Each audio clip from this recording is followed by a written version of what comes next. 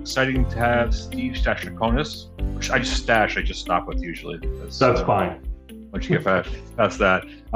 Steve is, I believe, one of the founders and owners of Secure Networks, which is a big partner of Gotham. Secure does a lot of work for us and for our clients in the IR space, in the penetration testing space, for a lot of people around there. So Steve's always a great resource to have on. He's been here a few times, I think. We appreciate his feedback and stuff. So he's down in the trenches on a lot of these things.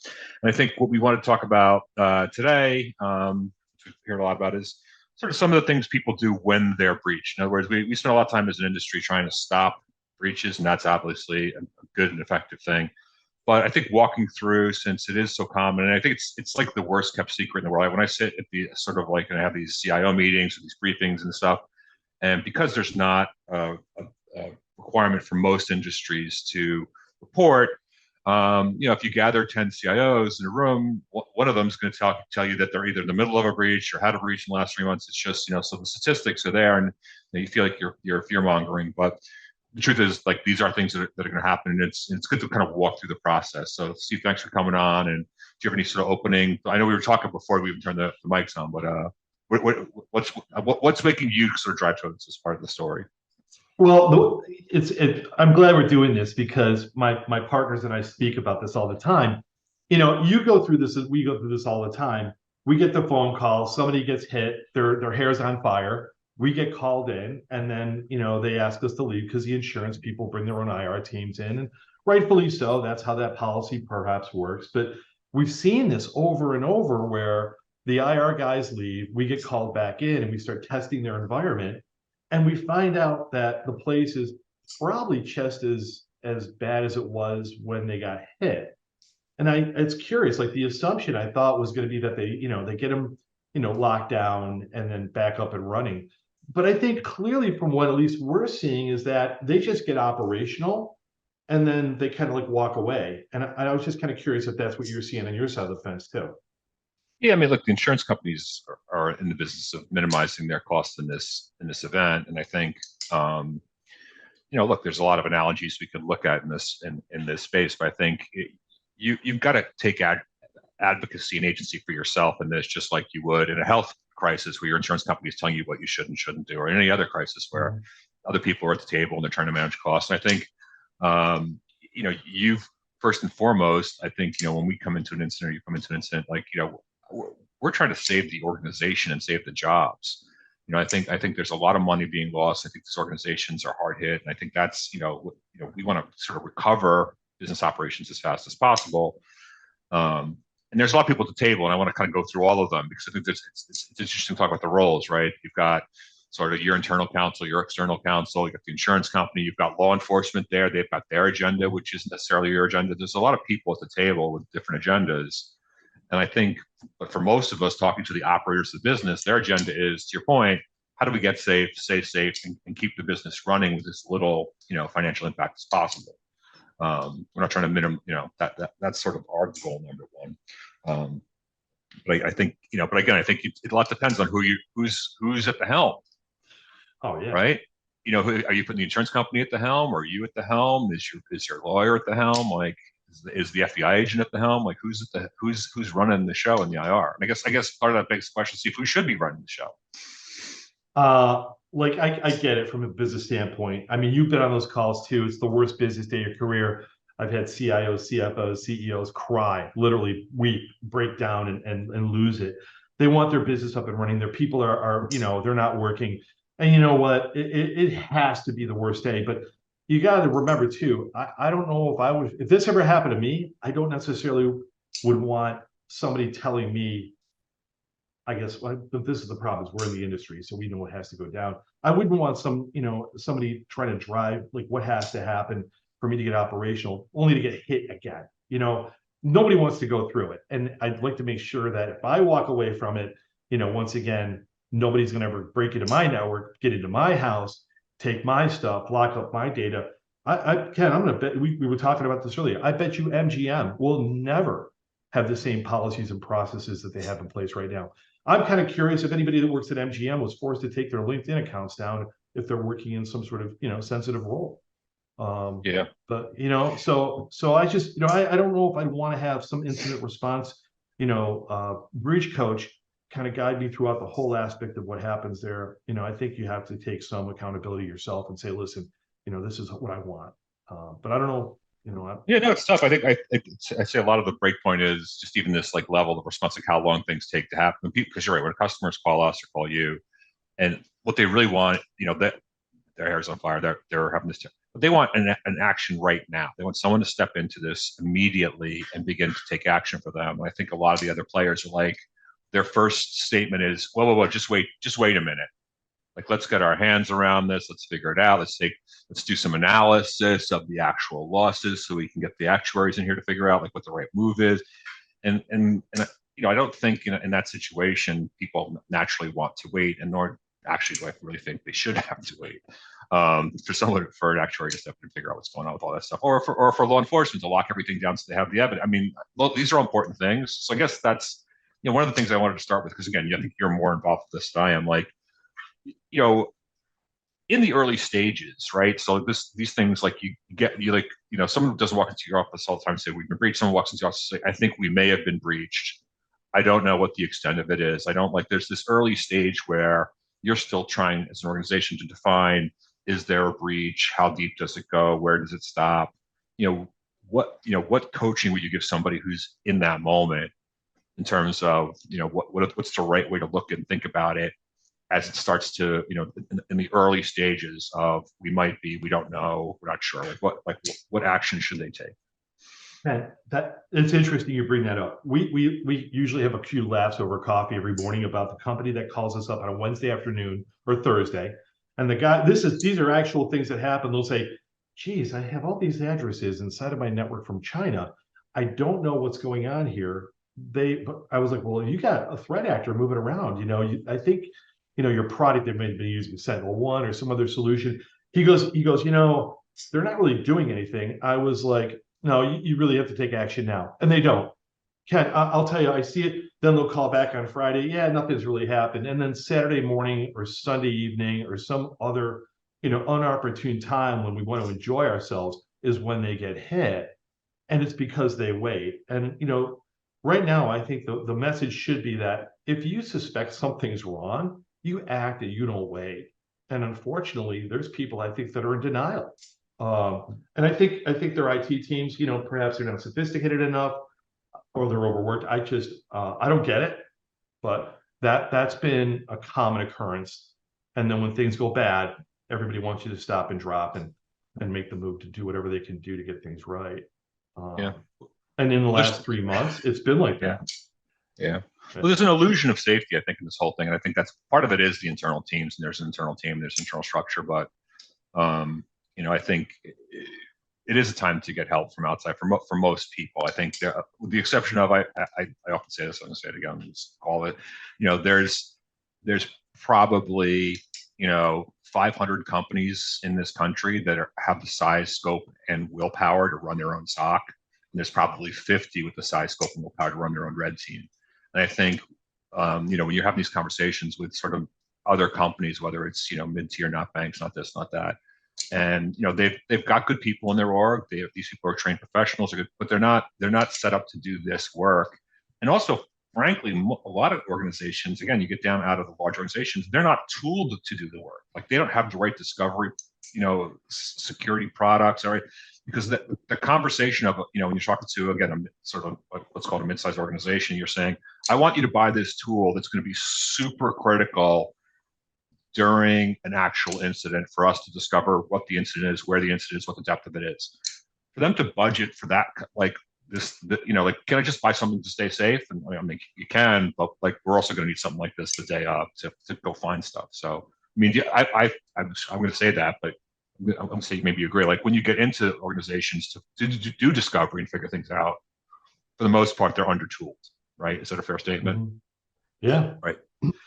They're undertooled, or they write the big check and they buy all this stuff. They put it in there, and they don't have somebody actually configure it properly. So it's might as well shouldn't have bought it at all.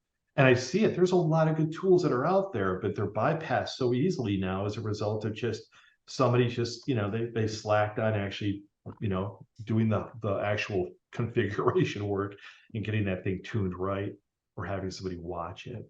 So, there's no silver bullet, Ken. I'll tell you that right now. There Yeah, isn't, that's I but think, but I think you're there's a right. lot of stuff that helps, There's a lot of Yeah. stuff that helps. So Look, it's a that lot that's easier to spend money on a tool than it is for someone to say, look, at the end of the day, I need 9 headcount to man a 24/7 desk looking at things. Like, you know what I mean? Like headcount is a lot harder for people to absorb. But you can get back to that issue of find the right partners, find the right things around that, all the rest of that stuff. So I know it's like a little maybe overly done, but I think we were just talking before the call about some of the MGM stuff, and I think some of their reactions, some of their stuff, and it's really on point to this conversation. So I know you had some sort of play by play on that. So why don't you kind of take us through some of the stuff or saw about the MGM? Maybe you can help illuminate for people like what happened, what they did, and maybe what we can learn from that. colleague of mine. He was great. It was interesting because he's a CIO. He said, listen, come talk to my people, everybody that works for us, to explain what happens when a company gets hit. This is what's been going on at his business. So they've got probably about 400 employees. He says they do testing, they actually show them, and they got some consequences if they fail their phishing test. So, the first couple times you're reprimanded, after that you get some days off. Well, they're now failing their testing because they want to get the time off. And he was like, well, that's a bad whole approach. So he was at the MGM. He was actually trying to check in. He goes, it was mayhem. He goes, being a CIO, watching people try to check into a room was scary. He says nothing worked. You could see the stress on the people behind the desk. There's folks that are walking around not knowing what to say, what to do. Customers that had to check out but couldn't get back into their rooms because the room keys are tied to a system. Now you're not going to make your flight because all your bags are parked in a room that's locked, and manually having to open that stresses how many people are working there. You couldn't get a meal because all the food systems that are tied to some sort of process to then place your order, go out to the kitchen, that's broken. Little things. I mean, it was just amazing. He started talking about, valet services. Where's your car? Well, that's tied to a system. So the goal, the best part was the online gaming stuff, and the stuff that's tied to a system that, once you get as a computer, ultimately where you're in the casino. He says they weren't paying out.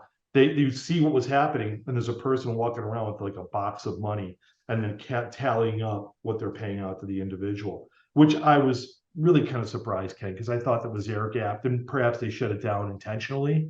But talk about a nightmare. Probably one of the best eye openers, he said, as a CIO. He says you'd never want to go through this. The rumor was, and he just said, he goes, the rumor was about $1 million an hour is what they were losing. Can they afford it? They're a big company. Perhaps they can swallow that type of pill. Not a lot of other companies could. I don't think they could.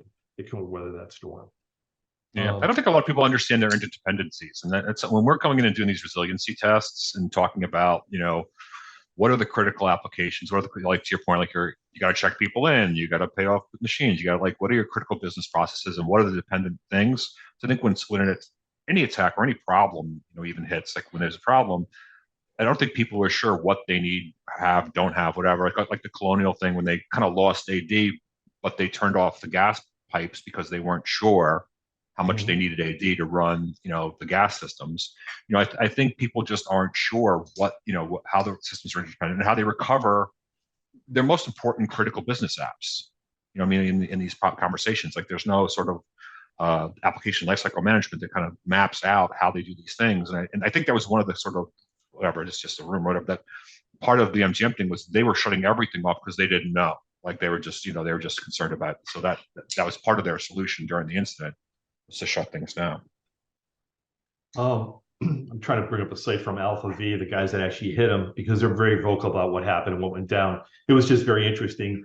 I'm sure the MGM had to take action and shut stuff down, but the Alpha V guys I guess they said that they took responsibility for over 100 ESXi servers they shut down or getting access to. They gained access to Okta.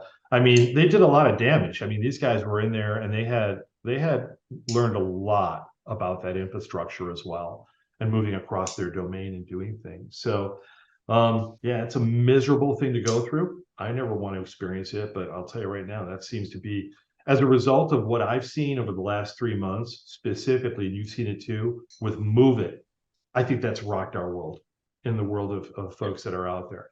And I was kind of going to ask you this too as well. And Move It, for I guess the people that don't understand what it does, it's really a file system transfer product, correct? Secure, Yeah. right? So that had a hole in it. And then Klopp, the guys out of Russia, figured out that that thing was vulnerable.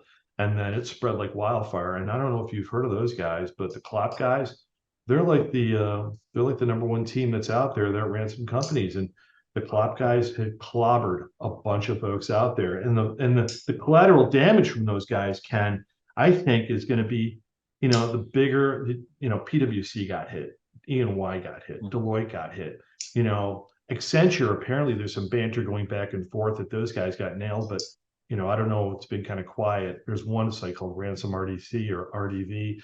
They talked about Accenture, but those clients of those consulting firms are all now potentially victims because of the intelligence that was gathered from there.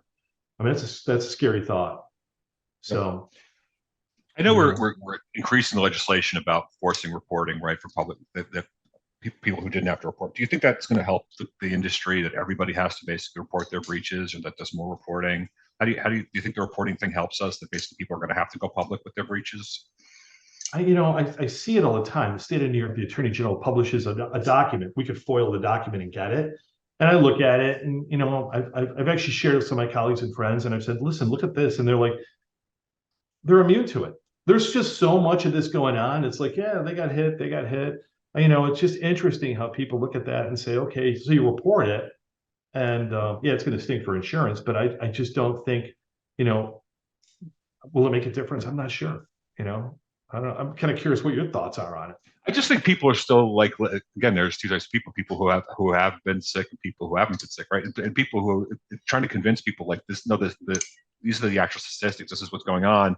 And again, as a person in the industry, you constantly put up these sort of scare slides, which I don't want to use, but at the same time, like, I don't know how to convince you of this message that, this is a legitimate threat, that this isn't like a lottery ticket anymore. This is like catching the flu. It's one thing thinking you're not going to win the lottery. It's another thing thinking you're not going to get the flu. Mhm. Right. And so I think it's hard to create that kind of structure with it. So let's go back into this, like this sort of talking through this process of, I think a lot of people, and, obviously that if you've been through incidents, you have this, but if you haven't been through an incident, like, what do you do, like, to think about the process of when there's an incident, doing the right things initially, like who needs to be at the table, who's on the team, what actions do you take? Again, going through this custom tooling, like how do you coach people if we're having a customer at the table and you're like, okay, here's some things I want you to do to be prepared when there's an incident. So you're obviously you're going to have the same emotions, but you're not as flat-footed as you might otherwise be. So what should people be doing to get prepared? How should they think about this? What team should they have? How do you approach that preparedness issue so that when it happens, you got a playbook? Number one thing I think they have to have, all the technical stuff that we talk about, the policies, procedures, and have an incident response plan. That's a great thing. Number one thing, and I never thought I'd say this, I think you need to have a really good lawyer. And I'm talking about a guy that's a cyber lawyer that knows this biz inside and out. So when you get hit, you got a guy that has your back. And there's a couple of really good attorneys I've talked to, and they've always schooled us on, hey, this is what we do want to do and don't want to do. And I always felt like the attorneys that we were talking to that really understood that, they really had the best interests of the business there. So it was like, we want to keep these guys alive. All right. And the analogy I have for this one guy, I felt like he was a surgeon that was going to like operate to make sure that these people can, continue to exist. So I think that was one of the big things out there. Guidance from that attorney to say, listen, this is what we're going to do, whether they're going to negotiate, whether they're going to burn the place to the ground and start over. That's kind of, I think, a person that really helps steer the ship. And if you got to pay, you definitely have to use them, because now you can't pay any of these guys, Ken, because if you take it into your own hands and you convert some cash to crypto and you move it across the globe, you're potentially funding a terrorist, or they could be, tied to a group. So my thing is, I think that's probably the number one thing that you have to have. Yeah, yeah, I love that. No, I'm just resonating on that because it's external counsel. Like, again, like it's not like it's just those are privileged conversations. It's like all day long you're handling snakes. You know what you do with snakes? You give them to snake handlers. So all day long you're getting this data. You don't know what to do with it. You don't know how scary it is. You don't know what you're doing, and kind of running it through uh, that channel through external counsel. Like say both the conversations to the bad actors, conversations to insurance. All of that stuff works really well in our current legal system through external counsel for a number of reasons. And I think, and again, you're right. Like somebody who's done cyber understands this is going to be a good. And they're, it's not a technical problem. I think sometimes you run to the technical people, and you need to realize this is a business problem too. So I like the idea of external counsel. Who else is on the team? Do you think? Who else is on the team? Now, selfishly, I think you have to have a partner. And, the incident response guys, you got a bunch of guys, going to come out to help. They don't necessarily know your business, but they're there to do a job, and they're paid to do the expectations of whatever they're getting paid to do are based upon the policy or whatever. I think a partner that you've had a relationship with, that knows your network, that can say, listen, when they're gone, I have your back. I think having a partner, shameless plug for Gotham and Secure Network, like us, if we come in and we say, hey, listen, you know what, they're gone, but you know what, let's make a plan so that this never happens again. I think it's the sign of the times. I think you have to have a security partner and a vendor that, that knows how to like step in. Yeah, I mean, we work well together, and I'll say this is shameless, but I think we work well. One of the reasons we work well together, I think you guys do great at the IR, finding the bad actors, finding the structures, closing the holes. And Gotham focuses a lot more on recovery and resiliency. Like we bringing them back up, finding the systems, getting the business operating, and doing some of the remediation. You're finding problems, we're fixing them. So I think we do work well together. So I think the customers that we've worked together on will certainly resonate on that. But it's two problems, right? Finding the bad guys and getting the business up are is two different sets of skill sets, I would say.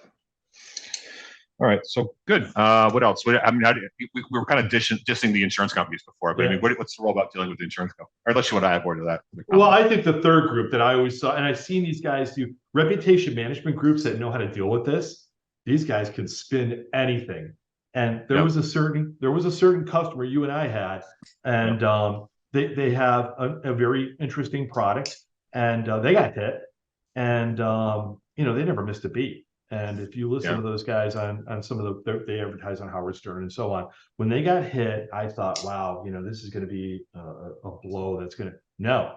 The reputation management guys that know how to come in and kind of deal with the issues, those guys are top notch. And I'm going to tell you something else. Like when you go to the threat actor sites now, and they see a lot of the questionable outcomes of the news or how they report, they'll call them out on it. And when they see a reputation group that tries to spin something in incorrectly, they correct them. So to have a really important, like a marketing group that knows how to do that, super important. You have to understand the space too. I have some friends in like PR, like Silicon Valley PR types, and they absolutely are invaluable to the table because they understand what the messaging as well on this whole thing. So I concur. It kind of keeps whatever some of the other forces at bay. Again, what we're doing is forming this team again. Like I'm seeing this conference room in my head about because there are going to be people who are just like they're going to come at this from all different angles about the initial cost now, what we're doing. But having somebody there who's managing the reputation is pretty critical because obviously, even though this does happen a lot, I think it does have long-term effects on people's business and reputation, particularly if you're in the business of keeping data for people. If you're Okta, if you're this, if you're that, like you got to do some brand fixing after if you sell yourself as a vault and you've got broken into, it's a different problem. Yeah. I was at a trade show where the last pass guys were. They had their incident. It was a kind of a sad booth there. Not a lot of people had a lot of interest in visiting them unless they want to throw a jab at them. So, I'm sure they'll be fine. But once again, it's a hard thing to come back from. Really hard. Yeah. So, in terms of law enforcement, I mean, how does that fit? Is that something you like? When do you call them? How do you call them? Who should you call? Like people who haven't again dealt with this? Like how does that work from your perspective? So from the scenarios that we've been involved in, we haven't had the pleasure to see them like bring a team of guys in and like black suits and like sunglasses and roll their shirt sleeves up. I don't know if that's ever happened on your side of the fence, because I haven't I seen. had a customer once where the FBI came in and told them like you've been like the FBI showed up and informed them that they've been breached because they were unaware and they had to start to work from that perspective. That happened to us too. And it was Yeah, actually interesting because the FBI showed up and said they've been part of the threat actors botnet. They gave them yeah, a stack of paper and they walked away. And then they got hit 6 months later, got locked up, and they said, the FBI came in and gave us a stack of paper. I said, "What'd you do with it?" He goes, "Nothing, it's over there." And I was like, but that's like all the stuff that you had to fix. He goes, "Well, yeah, but we thought they fixed it." And I was like, clearly you didn't read all that paper. So, you know, the assumption is that they're going to do stuff. I don't think they're going to do anything. The majority of the times that I speak to them, or if on the occasions, it was mostly what IP address. That was the number one question. What was the IP address that you saw? And I was like, right, right. it was this, and it was like, okay, and that was it. Um, One scenario I will share with you was I went to a threat actor site, and I had noticed it was a city not far from Syracuse that got hit, and the threat actor had exfiltrated a ton of data. And I was like, how come we didn't hear about this in the news? And, I kind of did something Ken I normally wouldn't have done, which is, as a courtesy, I called up the chief of police there and I said, I just found all this data on this dark web dump. And do you know about it? And that guy, you could hear the silence of concern on the phone. And he goes, "I want to meet with you." And I said, "Okay." He goes, "But we have to sign some paperwork." And I rolled into his parking lot and we sat down, and I could tell you, like, this guy looked at me like the devil. And he said, "How did you find this?" And I was like, "Well, it's on this site." He goes, "Nobody knows about this." He goes, "The day we got hit, we called up our state police. They rolled in with a team and they just burned everything to the ground and start over." He goes, "And it was done in like 2 days." He goes, "How did you get all this data?" And I said, "They just put it out there. Now it's published and it's out there." He goes, "This is like, it's so damning." I'm not going to throw the IR guys under the fence because what happened is when they exfiltrated that data, somebody hung on to it and they clearly thought somebody could use it or it was valuable or they sold it. So, that was my only experience where somebody actually came clean and said, yeah, they burned it down and rebuilt it. But, they did the best job they could. But unfortunately, when that data is gone, Ken, that stuff left the barn. That's done. And that was some pretty sensitive stuff. I saw things inside there. Clearly I looked for myself and thank goodness I wasn't in there. But you never know. And I'm saying that not facetiously. I mean it from a standpoint of a speeding ticket or, just any other sort of, whatever happened. You never know where you're going to show up. Yeah, I think that, again that gets down to this tooling issue. I think people have incidents. Maybe they rebuild from scratch to do this, to do that, and then again, but fundamentally, the question of how much data is gone, where did it go, how much was sorted. A lot of times people don't know, and again, they also lack the tooling to sort of be searching the dark web for their data, which is sort of a big task. But again, there's tooling to do that. But again, a mid-sized company probably doesn't have that kind of stuff. And so they just kind of shrug and move on. They're like, I guess we'll find out when we find out if people start selling our data. But unfortunately, that's sort of an unknown for a lot of people. Do you see a lot of benefit? I know we do this. I know I'm leading the witness, but like I do see a lot of benefit. But like doing like sort of tabletop exercises around this and doing like bringing this team that we're assembling together and kind of running through some scenarios. I mean, I know have you seen that work for people? I've not seen it not work for people, but I mean, maybe you can color that in a little bit. Like what do people find out when they do those kinds of things? Like what are the big eye openers in your mind? I think the big eye opener is like number one, I guess, not so much on the technical standpoint of what happens, but okay, like from the leadership perspective, like if somebody says, okay, so they've taken our data, what do we do next? And it was like, well, I don't know. And leadership has to make a lot of those calls. The guys that are pressing keys or on a keyboard can't make those. And I think those are some of the things where somebody realizes, okay, now we have to like, how do we deal with the customers that we just expose their content? Now we've got partners that we rely on their business coming into our business. How do we say, okay, you may have a problem now too? And I think those are going to become the more important tabletop and exercises in light of what just happened with Move It Too. I just think, you rely on, let's say, imagine if, let's say, you're tied to 100 different vendors and let's say one in particular industry, and then you get hit and then you give them the data from all your vendors or your partners that supply you all this business. That level of trust is gone. How to deal with that? That's going to be a big deal. the gentleman at the MGM, the CIO. So he has partners that they get business from, some really major companies. And if I mention them, I don't want to out them, but he goes, 4 of those guys got hit. He goes, and I'm concerned because we're connected to their networks. I said, well, what do they do? What do they say to you when you ask them? He says, they don't tell me anything. He says they won't discuss it. They won't expose it. They don't want to do anything.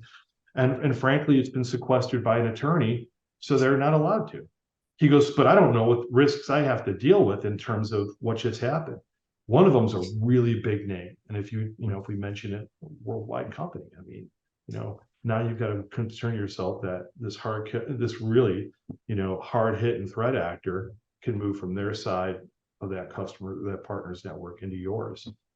And you're a victim via proxy. Yeah. So I just find those tabletops break down the assumptions. I think you go into this with these sort of assumption sets. And we were talking, one of my third sources, like the colonial thing where, if you talk to these guys in utilities, they'll tell you like, hey, all the stuff that manages the power grid, all the stuff that manages this, it's all good because none of it's connected to the work systems. It's all separate structures. It's all SCADA. It's all whatever. But then when you really, crack it open a little bit, you realize, oh, you know what? We really can't run it anymore without Active Directory. If somebody gets all our AD servers, we really do have a problem because we can't log into it. So I think when you kind of peel back the onion about the interdependencies, I think it's eye-opening that you realize like things you thought were keeping you safe maybe aren't keeping you safe as they were. And I think if you sit around the table, and it's also good just to have all the voices there. Like I said, to have that PR person there, to have hey, wait a minute, we can't just do that. Hey, wait a minute, we just can't have the insurance. Oh, we're going to have to wait, 48 hours for that response. So I think all of it kind of laying out on a step-by-step basis when you give people a scenario and have them talk through it, it does. And by the way, it's critical that senior managers are there because, like to your point, like they're the ones going to make these calls. And hearing this conversation is really, like I said, it's very eye-opening. And I certainly recommend everybody do some sort of tabletop IR conversation to kind of figure out, what they're going to be able to recover and when, if in fact they have that bad day. Nobody ever wants to have that bad day. I'll tell you, it's a really bad day. Really bad. Yeah, but it's not. But it's, and again, the point of this conversation is there are better and worse ways to handle. You can't just think about it in terms of, well, if I get cancer, I get cancer. It's like we can be prepared for this in better ways because since it is, I would say this, but it's fairly likely to happen that you're going to get the flu. Let's get a mild case of the flu and not full on. Like let's figure out what we have to do, what the structures are, be ready for it, and that's what resiliency is all about. And I think that's something everybody really has to put some time and energy into. Is how to stay resilient in the face of the fact that you're probably going to have to suffer some form of breach at some point. I mean, people are spent like we were making the joke about how much MGM spent on money, and then they got Ocean 11 with a phone call. But that doesn't say that we shouldn't be as safe as we can be. But at the same time, I think putting your energy into resiliency, certainly if you're in that mid-tier space, is the right place to put your energy. I mean, would you agree? I agree. Yeah. Those are hard things to sell though. People still don't, it's hard nobody wants to spend money on security. And once again, you've got to really, really explain the value that, this is what you're going to be prepared for. It's still an uphill battle always, but no, and it starts, yeah, it starts with the whole IT system, right? Like knowing the complexity of your apps, knowing what your critical apps are, having your business functions mapped, like all of that sort of basic blocking and tackling. So you can't build good security on top of bad IT. It's not that it's bad IT; it is what it is. But you need to know what it is you need to save, and I think that process is a useful process. So we're talking about picking partners, doing that stuff, and we kind of talked about stuff. I mean, putting ourselves aside, like what should you look for in an IR partner? Like when you're besides just they could just go to secure, but I mean obviously they go to lots of people. Like what? And we talked about insurance. Like, do you go to insurance company and ask who the people are? Do you go like how? If we're sort of giving like a rubric to people of how to pick good partners, what would you say the questions to ask, the things to look for, the experience? Who should they be? What are the criteria in your mind for a good partner? I think you have to have partners to this day that have a bench, that actually have people that can roll their shirt sleeves up and do some of the work. There's plenty of partners out there, Ken, that they're a Salesforce and that's what they have. But you have to have some folks out there that can actually do some of the work, and that's important. Because the goal is that, a partner that has, an understanding of security, to me, huge, big, important, having the capability to understand network infrastructure, all those things, incredibly important.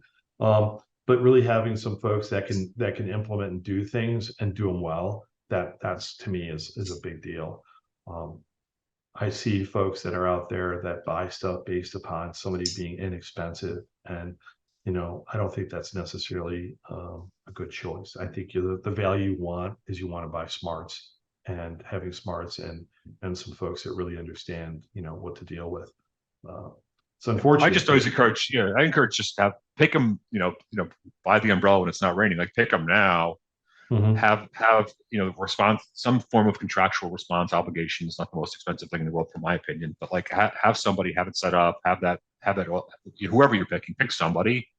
Don't assume that you're going to make that decision in the middle of your emergency. I think another thing a lot of people need to spend time on is just really understanding what their insurance is and what it isn't. Right? I mean, I'm sure you've worked that, but I mean, do you have any suggestions? Like, how do people sort of decode, what their insurance is good for, not good for? I mean, have you walked through people with that particular problem, or? Yeah, in fact, it's interesting. I've been asked to speak with a lot of commercial insurance agents that are approaching, a variety of customers they have, and they don't understand the space. They need to be educated about, hey, listen, this is what we're going to cover if you get hit, and it's always about the number. It's not actually about what the number does for you. They don't understand that. So I think that was one of the things when it comes to insurance is you better know what your policy covers. And it's going to cover everything from, let's say, getting you back up and running operational to doing these other things that are happening.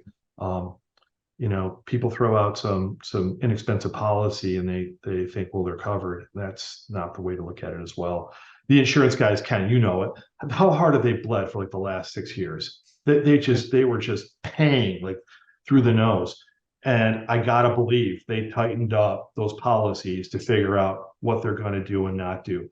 And in fact, I got to tell you, there's some of them I know for a fact they won't pay the ransom on them. They're done. It's just too much money.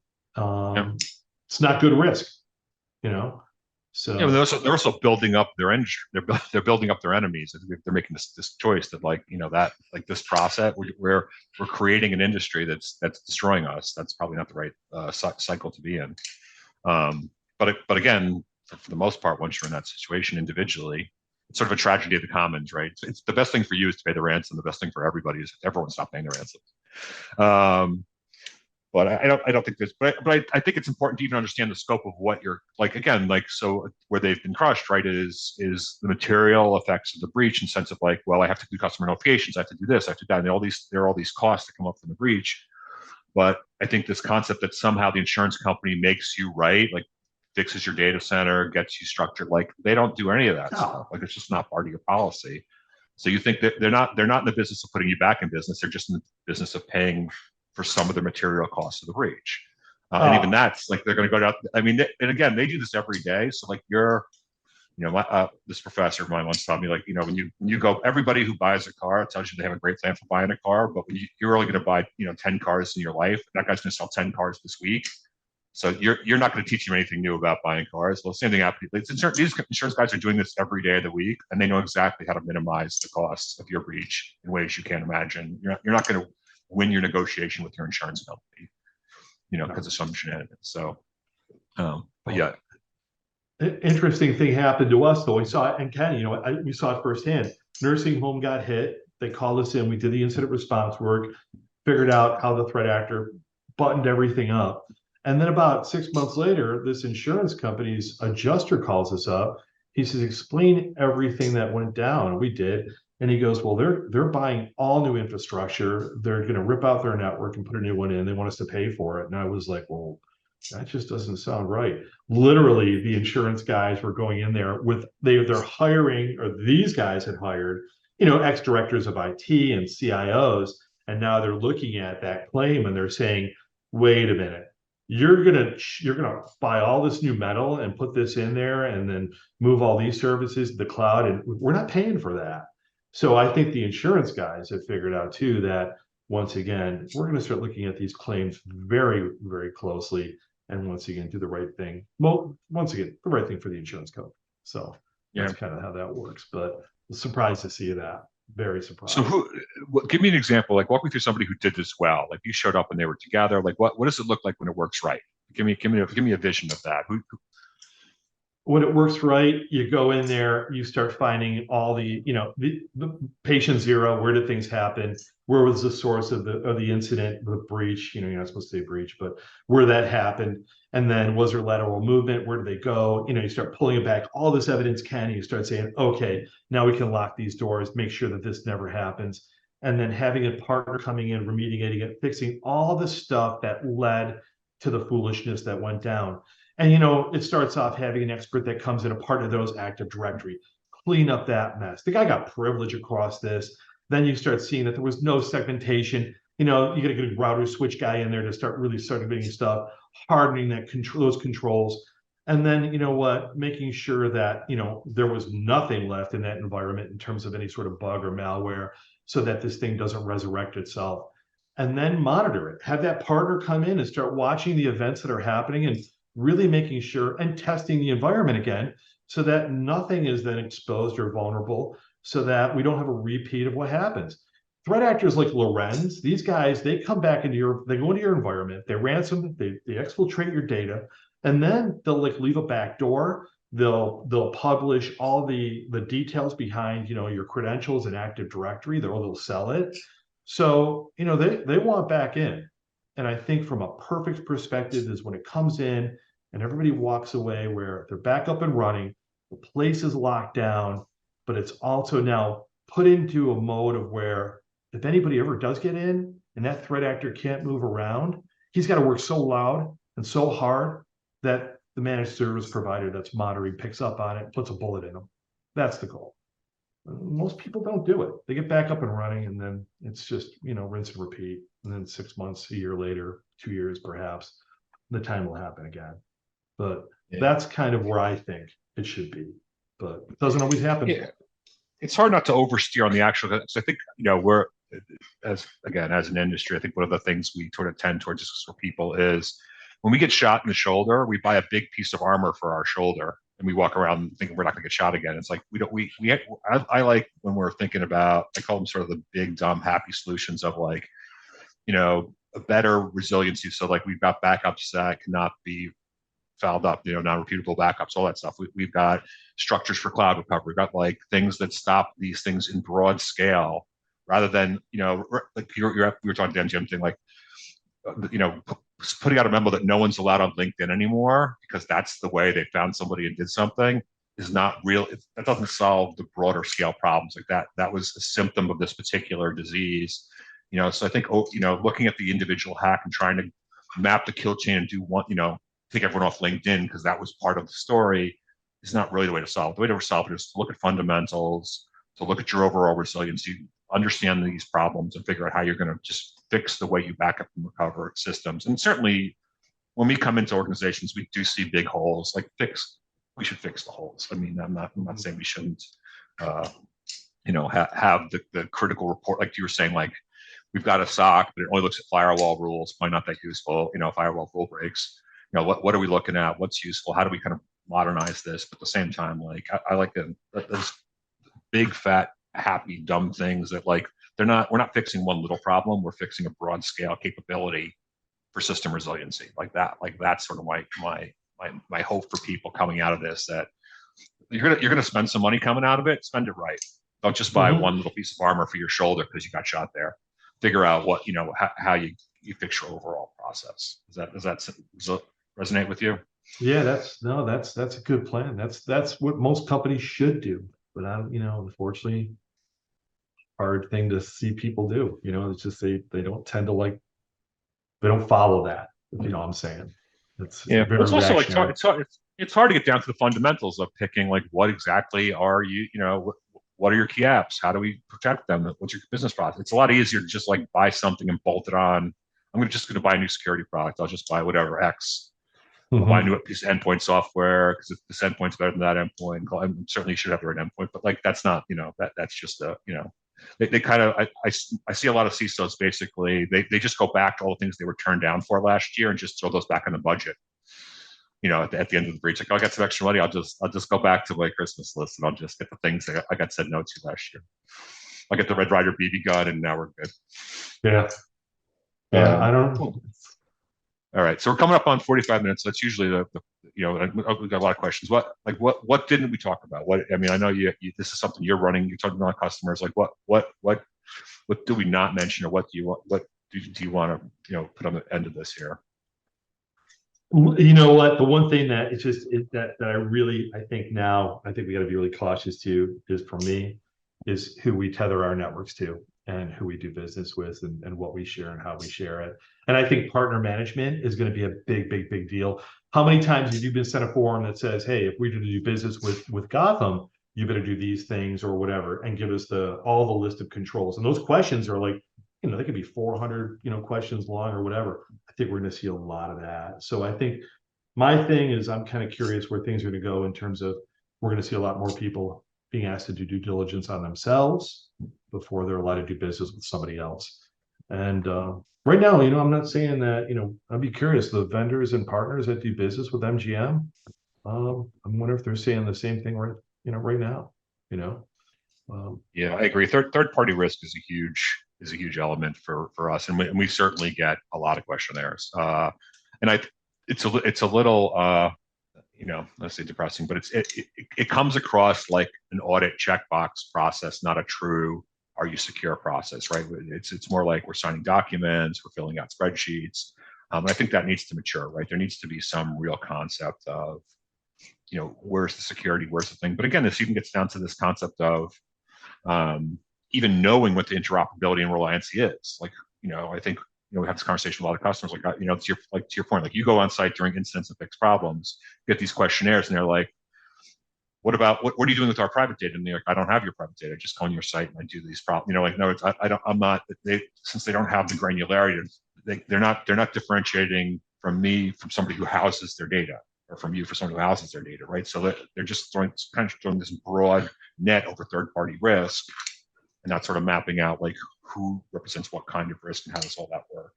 And again, since it's such a broad net, it's really just a spreadsheet questionnaire that we're getting from all of our customers all the time. So I think there's a big thing. I think it's this interoperability viewpoint. This is such a list, but like this whole like sort of SBOM problem of even knowing your software, what's in it, how does it operate, where are they getting their stuff from?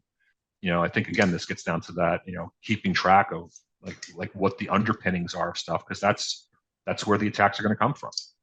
They're going to come up from underneath, like you said, like in those operational elements. It's crazy times. It's just very interesting to see how things evolve now and change. But I think, for me, that's going to be the big thing. I think that's going to happen. That we're going to see a big uptick in 2024. I think we're going to see a lot of that. And there's a lot of folks that aren't very sophisticated, Ken.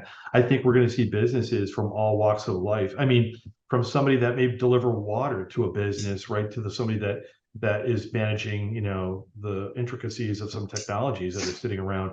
You're going to see everybody, being scrutinized, before we share any sort of data with you or do anything that's going to have any sort of interoperability. So I think that's going to be a big deal, really big deal. Yeah, I think, and again, we've been beating this drum for a long time of like there's nobody too small to get hacked. Like obviously individuals, we're seeing some ransomware a long time ago, but like they're targeting companies with 100 employees because they still have a lot of cash. They move stuff around. They do those things. I mean, like we're seeing very small companies get targeted. And again, all these companies sell to someone. These sort of B2B commercial relationships.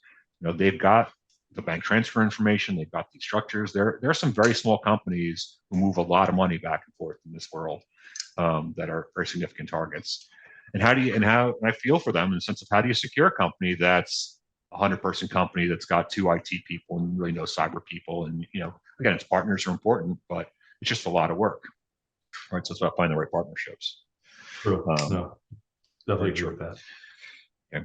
I don't know if there's anybody on who has questions, and I don't know if Kelly and Ali is his way. Like, if there's anything in the chat that anyone would like to type in, or anybody, is there a way to raise hands? Ali, no. No, there's nothing in the chat. There you go. All right. You guys are usually quiet. And I really appreciate everyone that comes on and actually watches us live, because obviously this is always on YouTube and all that stuff afterwards. But I guess there's just something exciting about seeing us live, Steve, apparently, in case we really mess up. I'm good with it. I'm good with it, Ken. But excellent. I really appreciate the opportunity. I always enjoy speaking with you, and your folks at Gotham are awesome. And once again, a pleasure to work with. So no, this is great. They were joking with me because they're like, "Do you need to do a like a preliminary or a rehearsal, whatever?" I'm like, Steve and I just have the same conversation that we have at a bar when we see each other in Vegas. This is the you're just seeing the same thing we do whenever we see each other at a show. But anyway, I definitely appreciate you coming on. Thanks so much. And I also, by the way, I just appreciate the partnership with Secure. You guys do great work for our clients, and I know they appreciate it. So I appreciate you guys as an organization as well. If anyone's got any questions or problems, thank you for joining us today. You can reach out to any of the email addresses, and we're about to get back with you individually and expand on any of this stuff for you. But hope everybody has a great day, and I will see all of you soon. Thanks.